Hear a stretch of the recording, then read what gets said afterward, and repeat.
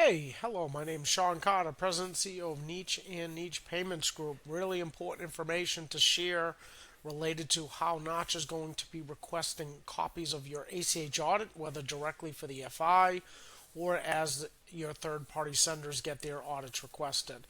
So, as you know, for years, Nacha has done this process manually. If those of you have been lucky enough to get selected to have your audit requested, you receive a formal letter from Nacha and it says, hey, please respond within 10 days. So, what Nacha's doing going forward is they're going to use the risk management portal. So you should all be familiar with that risk management portal. That's where you have to go in and state your third party status, whether you have third party senders or not, your direct access status. So everybody should by now have access to that. So you want to first make sure you have the right information, the right contacts in that risk management portal from Nacha, which we can send out the link as part of this to that portal. And then what's going to happen within the portal is there's going to be a button on the side that will you will click that says audit requests or outstanding requests for audit. So there'll be a tab saying Notch is requesting that you provide information about your audit and an attestation that you've done it. So normally you have 10 days. Notch is going to boost that up to 30 as part of this new process. So it's really important that you're able to figure out you have the right contacts again in that portal and that you have the ability to fill out the attestation. So we're going to provide a PowerPoint that goes along with this with the screenshots that will certainly walk you through the process. But really important to understand that that paper process is going away. So you're going to get two potentially as a financial institution. Those of you that have third party senders, you would get notification whether Notch is requesting your audit or the audit of one of your third party senders. So it's really important that you understand those distinctions and what they're actually looking for.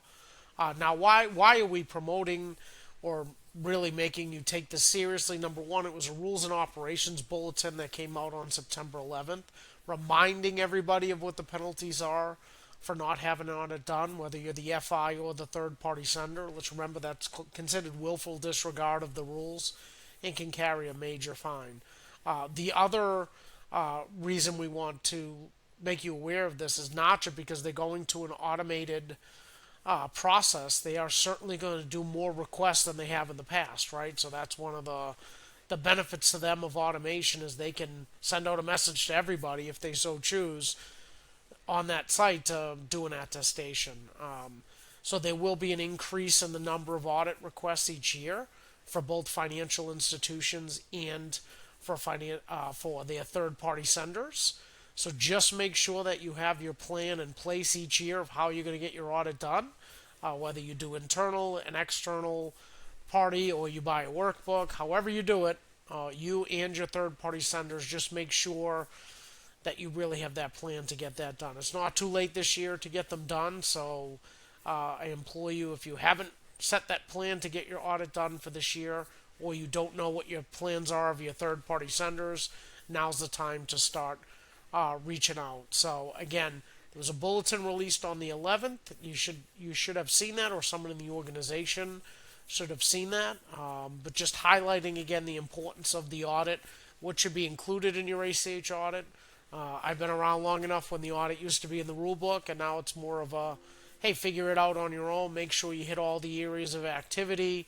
Make sure that it's a risk-based approach. So in the bulletin, they kind of outline the expectation. And again, the reason they're doing that because they are going to increase the number of FIs that they request audits from. So really important that you're conducting thorough audits and that your third-party senders are doing them. So now's the time to start making that plan.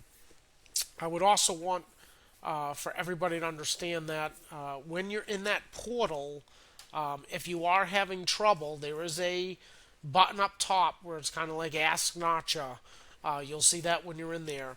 You need to ask them right away if you're struggling, whether it's to unlock the attestation page, whether it's to get your request Whatever you're struggling with, because there's a timing component, please hit that button right away.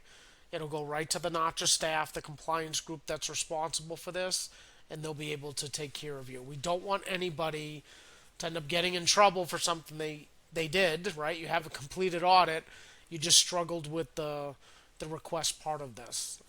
Last thing to note, don't want to take too much of your time today, is that there will still be some sampling of FIs that will get the manual letters. And if you do get a manual letter, remember that's a 10-day response time versus if it's through the electronic channel to start with, that's going to be a 30-day process for you to provide that attestation or proof that an audit was completed. So again, thank you. Just wanted to jump on here quickly to give you this important update. Make those plans to get your audits done, whether it's you, the financial institution, or your third-party senders. And if you're not sure, again, what a third-party sender is, right? That is any entity that's acting on behalf of the originator, in which you have no direct contract with the originator. You have it with your customer.